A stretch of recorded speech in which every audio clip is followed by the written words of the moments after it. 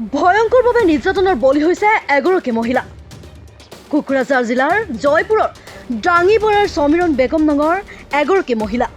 উল্লেখ্য যে এবছৰৰ পূৰ্বে সমীৰণ বেগম নামৰ মহিলাগৰাকীয়ে কোকৰাঝাৰ বৰুৱাপাৰাৰ শফিকুল ইছলাম নামৰ এজন যুৱকৰ সৈতে প্ৰেমৰ সম্পৰ্ক গঢ়ি উঠিছিল।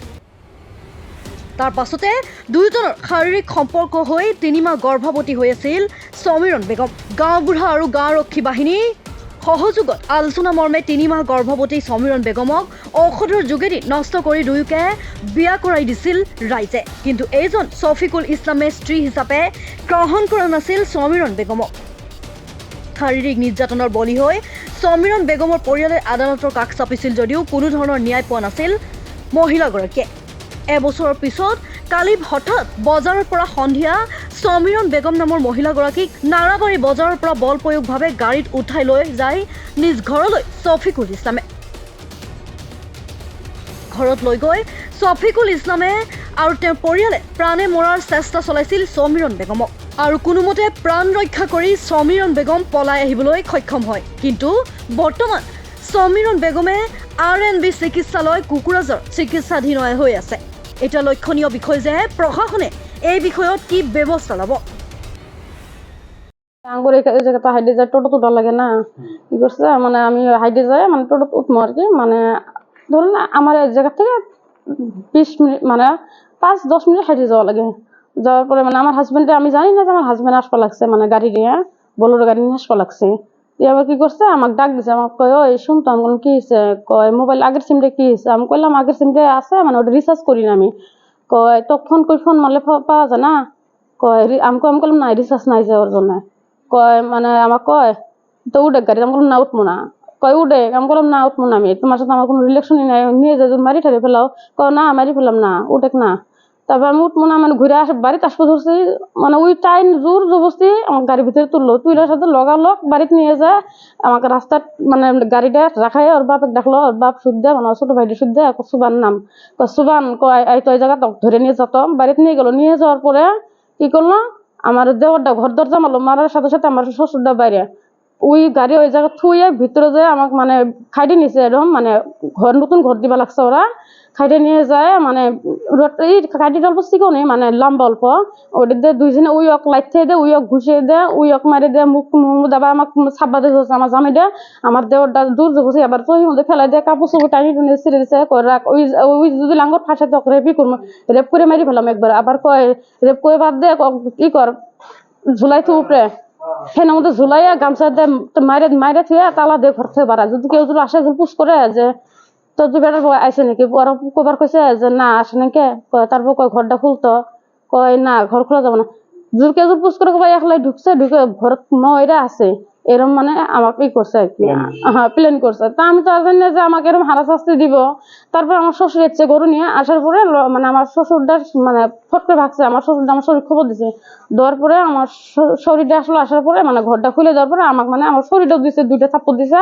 থাপ্পড় দেওয়ার পরে সারাই দিয়ে মোবাইলটা আমার মোবাইল আছে হাতত নিয়ে ফট করে মোবাইলটা কিবা হ্যাক করছে। করার পর আমি তো জানি না আমার বাড়ি থেকে ফোন মারবা লাগছে, আমি টাউনে দিছি কাপড় আনবার।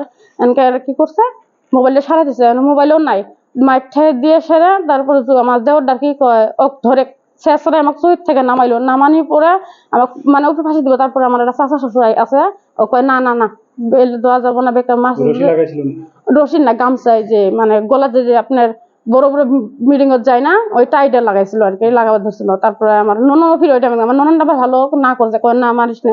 আমার শ্বশুর গাল পারলো, কয় দেখ আজকে যে ওর বেটে কেবো করে মারবা লাগছ, যে মারবা লাগছে আমার যদি কেউ বেলেগে চলকে মার তোর কি সহ্য হবো, তুই বেশি তেমন দিকে দিহাস এবার করে কইলো। করার পরে তারপর আমার শ্বশুর আর বুলাইলো না, কি বুঝি ভাবলো আমার ননদার কথা শুনে আর বুলাইলো না। না বুলাইয়া তারপরে আমাকে মানে বাইরে টেম্পুর সামনে ধাক্কা দিয়ে ফেলাই দিল। দেওয়ার পরে কয় গাড়ি থেকে বস, যদি না বসো তো ডাইরেক্ট গাড়ি 5 মিনিট পুষ্কুনি আছে গাড়ি থম ওই জায়গাত কোনো পেছাল পারবি না। এবার করে মানে যদি লাশে পুষ করলে কবি নিজে এসে উঠছি এরকম এরকম কবার কইছে। তো এই যে পেরপিল আল্লাহ আসলো না ও মানে ও আর কি কইছে কয় বাবা কথা হাজুর বাড়ি মানে পুষ করে কবা আঙ্গ বাড়ি সেই পিছলে হয়েছে আমার জামাই বাড়ির কথা কয় সেই পিছলে হয়েছে মানে নিজে ইচ্ছে আর কি পরে গেছে, পরে যায় হাতের দুঃখ পাইছে। এইটু মানে আমার শ্বশুরটা এটা শিখে দিচ্ছে, আমার শ্বশুর এটা শিখে দিচ্ছে এবার করে। তারপরে লগালগ আমি তো জানি না আমাকে তুলে দিছে। তারপরে মানে আমার তো হুশি নাই, পেলপিলা কইলো যে আমি তোমাকে কোথায় নামা দিব, আমাকে ডাক দেবো, ধাক্কা দিল। আমি কইলাম কেন আপনি, তো আমাকে কয় পেলপিলি তুলে দিছে আপনি দোকান, মানে অতটুকু ঘুষ আসলো না। হ্যাঁ হ্যাঁ, মারি ফেলা ধরছিল, আমি জানি না এইটুকু কথা। মানে বড়ুয়াপাড়া শফিকুল আমার বোনের সাথে ভাল পাওয়া করছিল।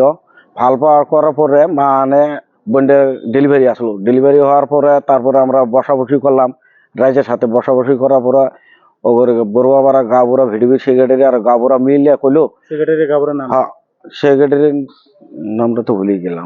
বড়ুয়াপাড়া সেক্রেটারি, ভিডিবি সেক্রেটারি আর গাবুরা মিলে কইলো চ্যাংরা নামে কেস দিলে বেকার যাবজ্জীবন জেল হবো, চেংড়ি বেশি দিন না, 3 মাস ডেলিভারি, বাচ্চাটা ফেলাই দেয়, আমরা গ্রামে আবশ করে বিয়ে পড়াই দিই। বিয়ে টিয়ে পড়াই দিল ঠিকই। রাতে বিয়ে পড়াই দেওয়ার পরে মানে রাতে 12টা পর্যন্ত পরে বিয়ে পড়া শেষ। তারপরে চেংড়ার বাড়িতে ওর মা ওর বাপ রাহে না, আর চাষাগুলি রাহে না, কয় বিয়ে পড়াইছে বাড়িতে পারা। তাছাড়া ওখানে একটা বোলেরো গাড়ি আসলো, বোলেরো গাড়িটা আমার বোন দিয়ে আর চ্যাংরাটা সুদ দিয়ে পাঠালো। চ্যাংরাটা কি করলো, ধুবড়ি মুখ গেল, আবার রিটার্ন জয়পুরত আইলো, গাড়ি নিয়ে জয়পুরত আইয়ে মানে সকাল 5টার সময় এলো। আহার পেয়েছত আঙ্গ ঘরে ঢুকলো, ঢোকার পরে মানে চা পানি খাই রাস্তার বাইরে চেংড়ি থুয়ে পলাইলো। পলাইলে এক রাত সংসার করে নাই, এমনি পলাইলো। পলার পরে 1 বছর পরে পরশুদিন বাড়িতে আসে। পরশুদিন বাড়িতে আইসে আজকে আমরা আবার ব্যাটারি গাড়ি চলে গেছে, আমরা জানি না। আমার বোনটা ছিল টাউনে কাপড় কিনা, চ্যাংরাটা দেয়া পাইছে, কয় তুই আমার বউ চল আমার বাড়িতে চল। জোর জবস্তি বাড়িতে নিয়ে যাইয়ে মানে কয় ক্যাশটা তুলে নাই দেহে, মানে কয় তুই আমার বউ, তুই ক্যাশটা কৃষক তুলি নে, কয় তুমি আসলে না দেহে আমি ক্যাশ তুলি নেই। তারপরে কি করলো, ধরে মায়ের ঠাই দিল। বোন কি কয় চ্যাংরাটার ভাই, চ্যাংরাটা আর ওর মাটা ঠিকছে মারছে, মায়ের হাতে শফিকুল, শফিকুল আর শফিকুলের ভাই, ওরা দুজনে মেন আসামি মারছে, সেই মারণ মারছে, মায়ের হাত ঠাত ভেঙে ঠেঙে দিছে, এনকা তোলা যায় না। আর আমরা এই বস্তুটা নিয়ে কুটোতে গেছি, থানাতে গেছিলাম, বহুত দৌড়েছি, এসপি রোডাতে গেছিলাম। আমরা কোনোদিন এই কেসটা নিয়ে আমরা কোনো সাহায্য পাইনি। মানে বহুত কিমান দিন আগে থানাতে গেছিলেন? মানে থানাতে আপনার আমরা 1 বছর মানে মোটামুটি আমরা 3-4 মাস পুরা দৌড়েছি। আগে ওসি আসলো, ওসিটা কোনো গায়ে নেয় নাই। লাস্টে আমরা এসপি রোডে গেলাম, এসপিও লোক ফোন করলো, এসপি করলে তোমার কেস স্টার হয়েছে, আসামি ধরে নিয়ে যাবো, কই থাক ধরে নিয়ে যাবো।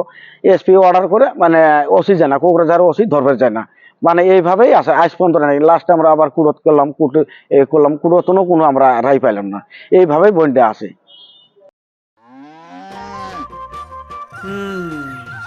মোৰ লখিমী কেইজনীয়ে ইমান বেছিকৈ গাখীৰ দিয়ে, মনটো একেবাৰে ভাল লাগি যায়। বিয়মৰ দানা খোৱাৰ পৰা মই বেছিকৈ লাভৱান হৈছোঁ। আপোনালোকেও বিয়মৰ দানা খুৱাওক আৰু এইটো বেছিকৈ লাভ কৰক।